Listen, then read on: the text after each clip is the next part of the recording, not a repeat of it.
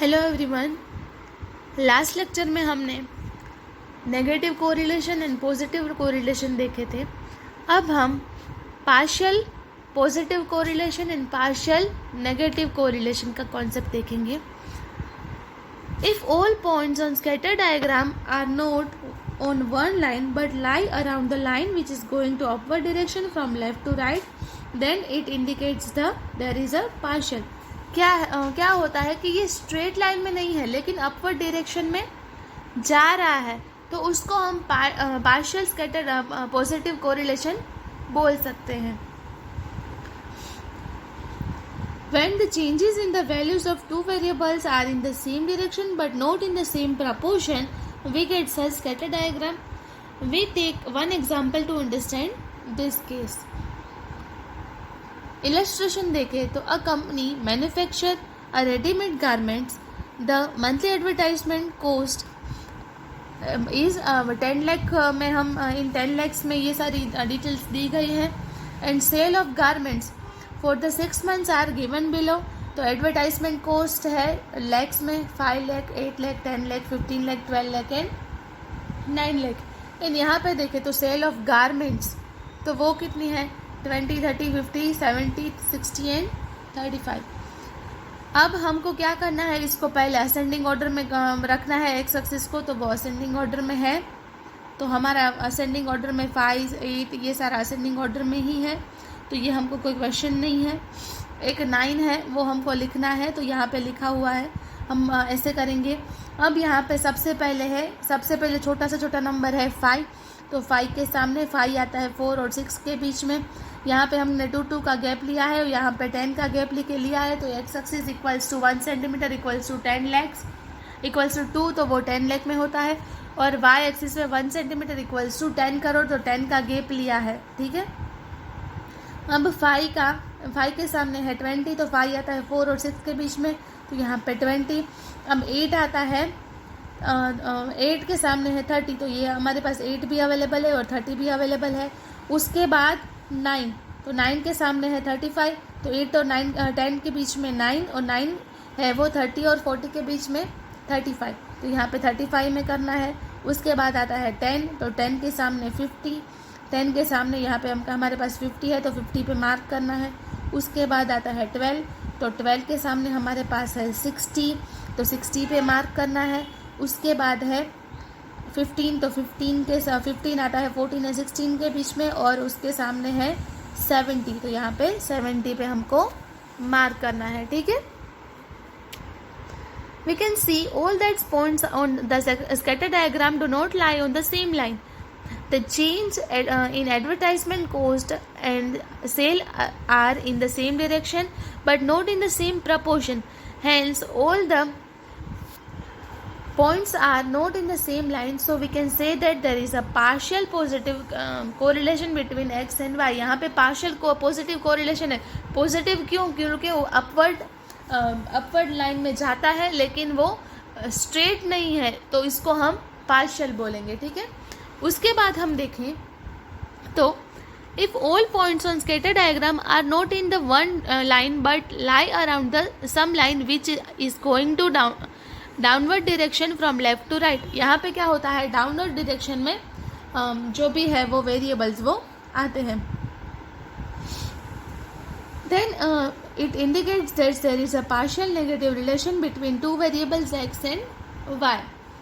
When the changes in the values of two variables are opposite direction and in not same proportion, we get such a scatter diagram।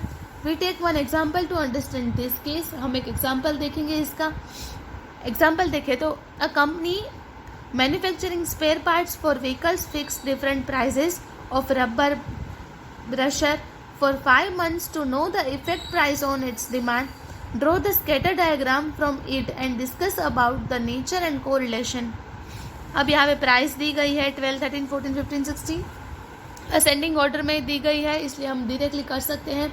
Monthly demand 40, 35, 30, 15 and 10, तो यहाँ पे ऐसे pair बनानी है हमको, वो pair बना ली है।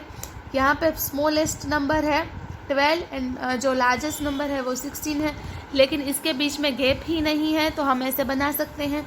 और वाई एक्सिस में भी स्मॉलेस्ट है 10 एंड बिगेस्ट है 45। तो यहाँ पे 5,000 का गैप लेके भी हम कर सकते हैं। तो एक्स एक्सिस पे 1 centimetre equals to 1 and y axis पे 1 centimetre equals to 5 units. Okay, अब क्या करना है, यहाँ पे प्राइस यहाँ पे 11 to 17 तक लिख लेना है, क्योंकि 16 तक है लेकिन हम एक ज़्यादा लिखते हैं, और 15 to 45 तक भी लिख लेना है। अब हमको देखना है 12 के सामने क्या है। अब हम डायरेक्टली करेंगे तो यहाँ पे हम लास्ट से स्टार्ट करते हैं या फर्स्ट से। तो 12 के सामने है हमारे पास 45, तो 12 के सामने 45, 13 के सामने 35, 13 और 35 का हमको मार्क करना है। उसके बाद 14 के सामने 30, तो 14 के सामने 30, 15 के सामने 15 एंड 16 के सामने 10। ओके, ये हमको ऐसे करना है और हम देखेंगे कि ये डाउनवर्ड डायरेक्शन में जा रहा है। तो हम ऐसा बोल सकते हैं कि there is a partial relationship between between x and Y.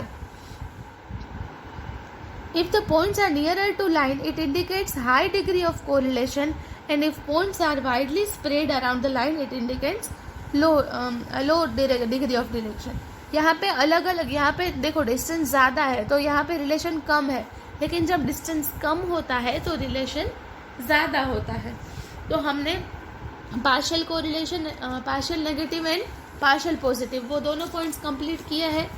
अब हम आगे देखें तो if the points of the scatter diagram lie randomly without forming any specific pattern, that indicates absence or lack of linear correlation। क्या होता है कि randomly कहीं पे भी होता है, नहीं कोई डायरेक्शन ही नहीं है, अपवर्ड नहीं है, डाउनवर्ड नहीं है, तो यहाँ पे हम बोल सकते हैं कि देयर इज अ एब्सेंस और lake in correlation. When we get such scatter diagram, we can say that two variables are not linearly related. There is a lack of linear correlationship। यहाँ पे हम बोल सकते हैं कि there is lack of relationship। अब हम उसके merits और demerits देखें, merits and limitations। तो this is a simple method to know the nature of correlation between two variables। This is a simple method, ये बहुत ज़्यादा simple है, मैंने पहले ही बोला था। Less mathematical knowledge is required to as the knowledge of pointing points only requirement in these methods। यहाँ पे पॉइंट से सिर्फ हमको मार्क करने हैं और डायग्राम बनाना है, तो यहाँ पे इतना मैथमेटिकल नॉलेज की कोई ज़रूरत नहीं है, तो ये इसका बहुत ही बड़ा मेरिट बोल सकते हैं। It also gives some idea about strength of correlation between two variables। The scatteredness of points suggests whether the correlation is linear or not। There is no difficulty in judging the nature of correlation even if some pairs of extreme observation are present in the data। अब उसकी limitations देखें तो this method gives the nature of correlation and some idea about strength of correlation, but it does not give exact degree of relationship between two variables। यहाँ पे exact degree नहीं मिलती है, तो ये उसका डिमेरिट है, उसकी लिमिटेशन है। तो आज हमने पार्शियल पॉजिटिव, पार्शियल नेगेटिव और उसके absence of correlation and merits and limitations of जो स्कैटर डायग्राम मेथड है वो कंप्लीट किया है। मैं PDF भेजूँगी आपको, वो सम्स होमवर्क में करने हैं, और आपको अपनी नोटबुक में merits and limitation of scatter diagram method भी लिखना है, वो भी आपको होम असाइनमेंट में कंप्लीट करना है। Thank you.